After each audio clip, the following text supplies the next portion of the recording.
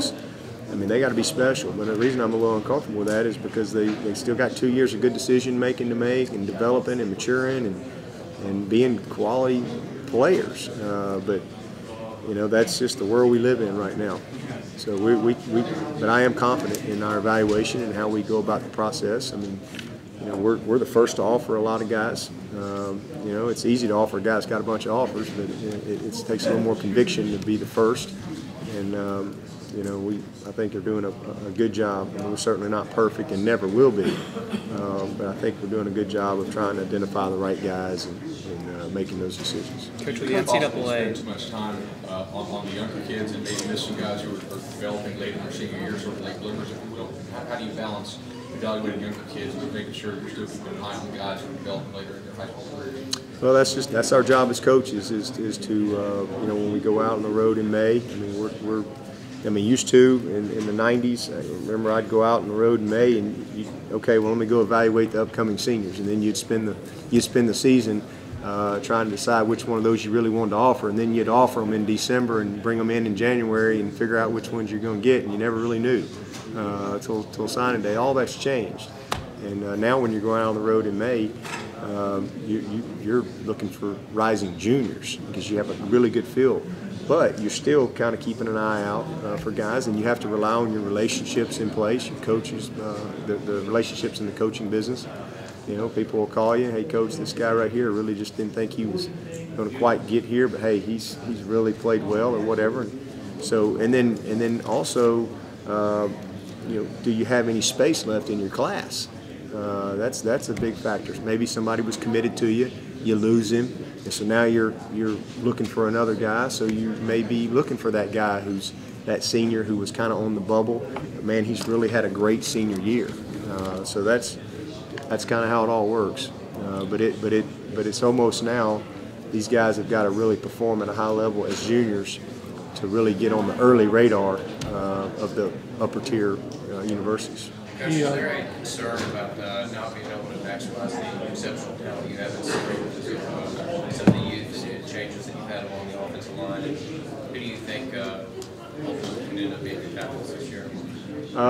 Not really. I mean, I think we're going to be just fine up front. I mean, we have ways to make sure that we get the ball to our playmakers. You know, we have a lot of play action built within our system, which really helps us. We're not a big just drop back team where people pin their ears back. We've got a lot of misdirection in our system, which helps us hopefully slow some people down. And then we I think do a good job with our protections. You know, that it's not so complicated that a young guy can't play. As far as our tackles, Brandon Thomas is going to start out at left tackle. He's on his way to, I think, being an all-conference type of a candidate if he'll go and play like we've seen him play toward the end of the season and through spring practice. And he is a very talented player that's emerging for us, and he's got big level talent. He could also play guard. We have flexibility with him. And then right now it's he and Gift Timothy are starting tackles, and then Joe Gore I think is going to quickly be in that mix. And then over backing up Brandon, you've got a battle with Shaq Anthony and Isaiah Battle. And then the thing is you know, when it turns, you know, Kalen Davis, if one of those guys becomes better than him or whatever, we've got some flexibility to get our best five on the field. You know, if it means moving Brandon, because maybe we feel just great about Giff and Joe Gore or whatever. If we feel better about a backup than we do a starter, a current starter, then we can shuffle things around. But right now, I really like where we are, and that's Brandon Thomas at left tackle and Kalen Davis at guard. Of course, Dalton at center, Shatley at right guard, and Gift Timothy and Joe Gore kind of battling at that right tackle position. I think we got a good group.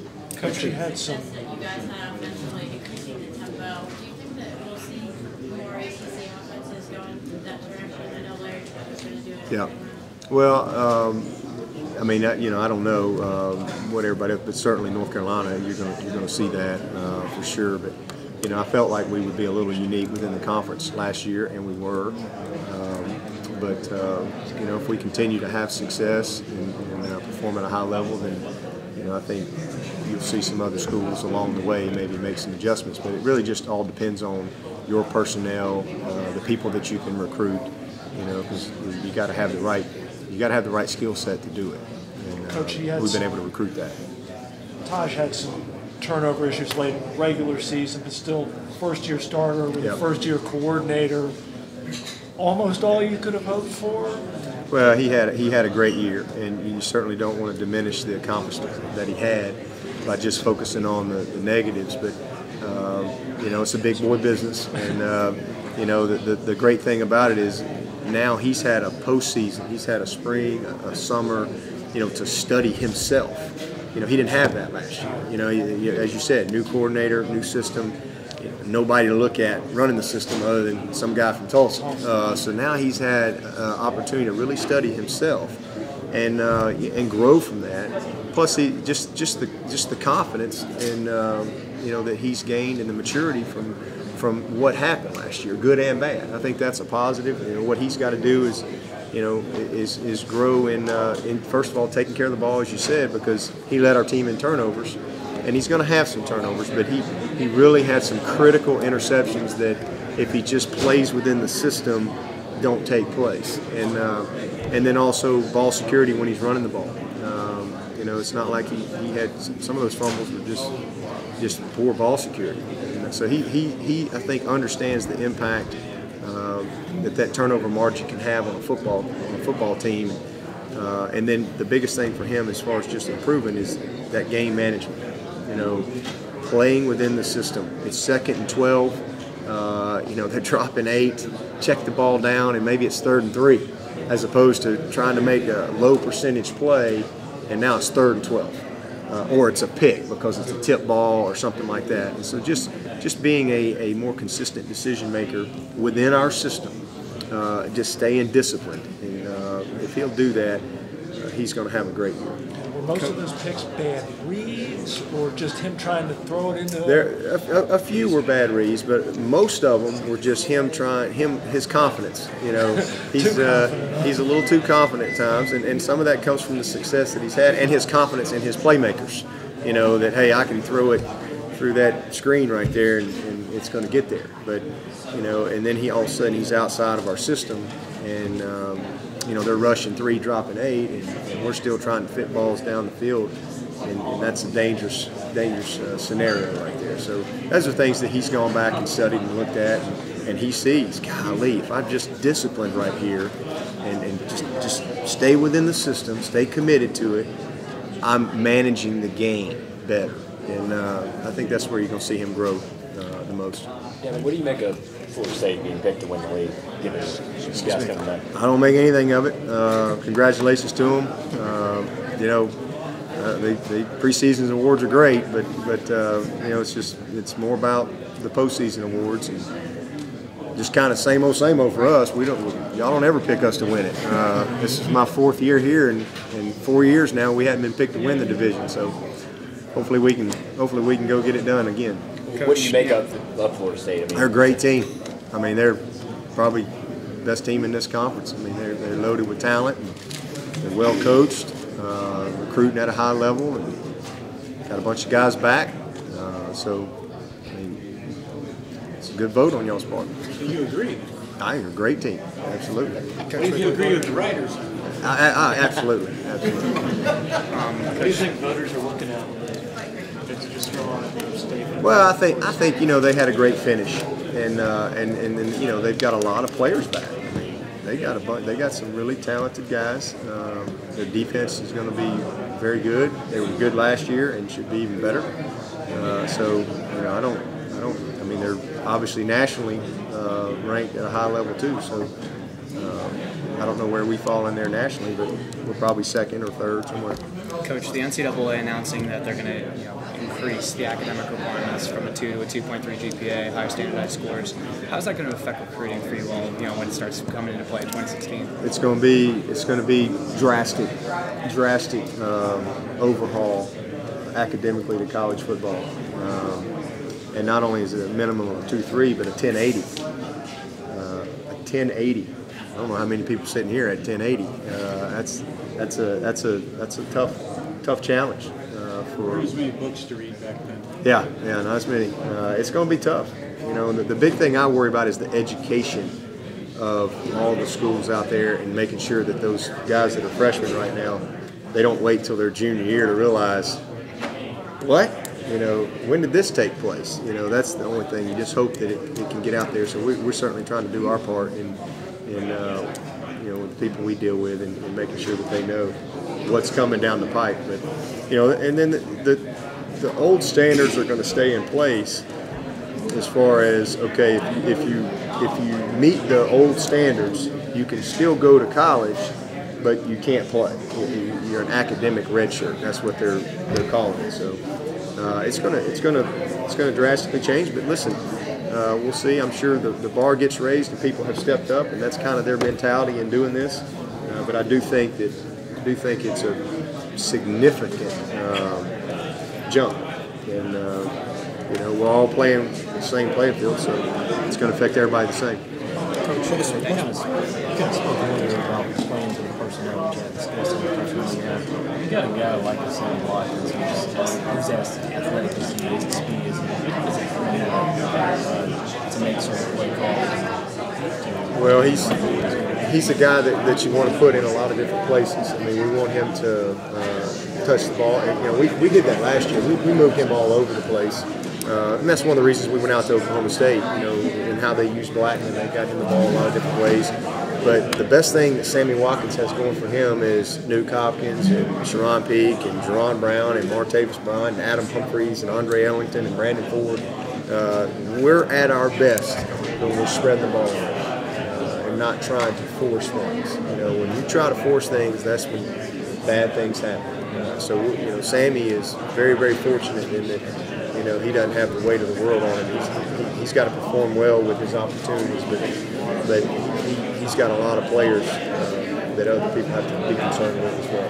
As far as a player with the type of speed and endurance that he has, what are specifically the traits that you can use to kind of get a guy to play this ball? We screen it to him, we hand it to him, we throw it deep to him, we throw it short to him, we return it with him. You know, if there's one thing we've demonstrated in 3 years, is if you give us a good skill guy, we're gonna find ways to get him the ball. You're going back to my first year with Spiller and Jacoby Ford. I mean, you know, we rode those guys for everything they were worth, and we have more people now than we had then. So you don't have to be quite as creative because, again, you've got other options. But Sammy Watkins is a guy that we have, okay, he needs to touch the ball at least this many times, you know, this quarter, this half, or whatever. And, you know, we've got many ways within our system that we can make sure that happens without having to, you know, get a certain coverage or anything like that. Yeah, but a lot of people think you guys will have the best offense in the ACC, but they also at the same point say Clemson will go as far as its defense will take them because there were issues sometimes last year on defense. Brand new defensive coordinator, how do you think that will change? And do you agree with that assessment that your defense, that you will only go as far as your defense takes you? I don't agree with that. You know, a lot of people say defense wins championships and all that. I believe teams win championships. You know, it's a team. It's defense, offense, and special teams. So, you know, we're only going to go as far as our total commitment as a team. I really believe that. I certainly think we're going to be improved on defense. I'd be disappointed if we're not. I don't think that we're with only one senior up front. Obviously, our future's bright over there, and we're going to have probably a little inconsistency at times because we're playing a lot of sophomores and freshmen up front, and that's just comes with the territory. But I think they're talented, and I think as long as they're improving and getting better each week, we got a chance to really do some good things because I really feel like our back group is going to be very good. I think our linebackers and our secondary are going to be very good. So, you know, hopefully we can, you know, between Dan Brooks and Marion Hobby, and have them boys up front greased up and ready to go. And I think we're going to have a little depth. We're a little thin at the end. We may have to look at a couple scenarios to try to maybe create some depth at the end, but you know, depending on what happens on it, we got a couple of true freshmen coming in. One of them, somebody's going to have to help us there. But I think that we've got pretty solid depth inside to be able to line up and go through this schedule competitively. What have you seen the biggest difference between this year and spring last year as you get ready to go into season defensively?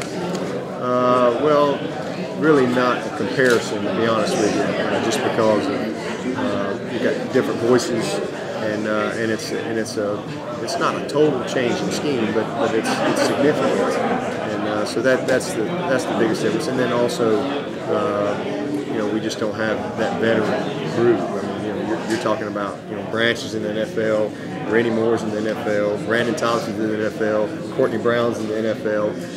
That's 4 guys up front that aren't here anymore. So, but what I do like that I would say a big difference is because we didn't have as many guys established as the guy. Last spring, we knew Branch and Brandon Thompson were the guys, and we knew Randy was the guy. And so, and same thing on the offensive line. We knew Landon was the guy, and we knew McClain was the guy, and so forth. We didn't have that this spring. Much more competition for jobs, and that was a good thing. I think it created a lot of enthusiasm, a lot of attention to details, a lot of guys on edge all spring long, and we've tried to just kind of carry that right on into the summer and hopefully into camp. And because of that stiff competition, I'm really hoping we can develop the quality depth that it takes to win. Because, just the nature of the beast. If you've got a guy that's a 5th-year senior and he's been starting for 3.5 years and I'm a redshirt freshman, the reality is I'm probably not going to win that job. And sometimes these guys, they know that, like a Kalen Davis, for example. Maybe he knows that and he's just not as competitive as he needs to be. Flip that script to the spring where that job's wide open and you got some guys kind of battling for it. Well, all of a sudden you're getting the best that they got, and I think that sometimes happens, and that's just kind of the nature of the beast there. You guys see opportunity. Last year, Brandon Thompson, hey, I mean, I love Grady Jarrett and Sean Williams as freshmen last year, and Tavares Barnes and Josh. They're all freshmen. I love them, but they weren't going to beat Brandon Thompson out, and that's a credit to Brandon Thompson. Because he was going to, he was the man. Corey Crawford wasn't going to beat Andre Branch out. He just too much pride for him to let that happen, and eventually that sets in with those guys. Like, okay, here's my role. I've got to learn my role and be the best I can at it. Whereas now, Corey Crawford has got to be the guy. He's not backing up the guy. He is the guy. And so, how do you accept that? And then look at what's going on inside. I mean, it was a bloodletting out there every day. Grady Jarrett, Sean Williams, Tavares Barnes, Josh Watson, they all want to be the guy. And who's going to run out there first? Well, we don't know. That's still got to be determined. But that competition that comes from that opportunity has created a lot of enthusiasm on our team. So that comes with the youth, and that's exciting. Like I was saying yesterday, just the language is simpler on defense, play calls are shorter. How much of Chad Morris have an influence with kind of his more simplistic approach in offense, what you want to do with the defense as far as terminology and ability to absorb? Not really, just different things. That was just kind of its own issue, and I just knew that I just know this. You don't have much of a chance of being successful consistently when you got a lot of busts taking place. And I know that we're going to have a lot of young guys playing, and we just need to be able to attack. And to be able to do that, you have to know what you're doing. And to be a little less complicated, I think, is beneficial to this football team. And with bringing Brent in here and kind of his philosophy of how he calls it, how he puts it together, how he checks things versus personnel groups, motions, formations, all that kind of stuff. And then also a little bit more zone principles mixed in when you're playing some of these teams that spread you out, run the quarterback, run the option, so that you have eyes, as opposed to running off. I think that's all going to help us improve. The guys took to it well, and because of how we installed it, I thought the young guys had a chance to compete. You know, it wasn't something that a veteran guy could grasp. I mean, everybody could get a grasp of it if they studied, and then that created a lot of competition. What does Malachi give you as that returning starter on the defensive end, just physically, the things that you do on the football field, to be able to maybe teach some of the young guys, or maybe to stand out among those young guys? Yeah. Well, leadership, number one, how to prepare and study, technique, and hopefully that's what he's done all summer long. He's had those guys out there, and he's been teaching technique, and not just what to do on this call or whatever, but here's how you do it. And that's what the summers are all about. And when you have guys that are technically advanced like he is now as a rising senior, and they're willing to work and transfer that knowledge to the young players all summer long, you got a chance to better your football team. And that's what he brings, just leadership. Obviously he's talented, but what we need him to be is, as I said earlier, just to be dominant, to be a dominant football player. What do you expect out of Taj Lloyd this year? Great leadership, great production, consistent game manager, and win at a high level. Were you surprised at all at how well he did last year, or you kind of saw that coming? I was not. I really felt like he was going to, play well. I didn't know he would play as well as he did those first 8 games, but I really thought he would have a good year.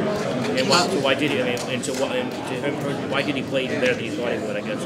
What did he do? Well, he just worked really hard. I mean, he paid a real big price to prepare himself as a first-year starter as much as he could, and he's got great people around him. He's well coached, but he's got some. We brought Sammy Watkins in here. New Cockins was a year older and better.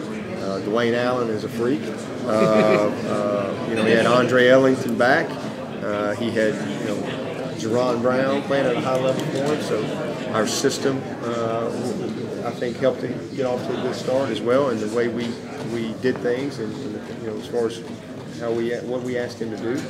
So all of those things, but ultimately you got to give him the credit because he worked hard to prepare for his opportunity to be the starter at Clemson University, and when it came, he took advantage of it. You guys have had pretty good results from guys who went to prep school, Barbary, 14-11.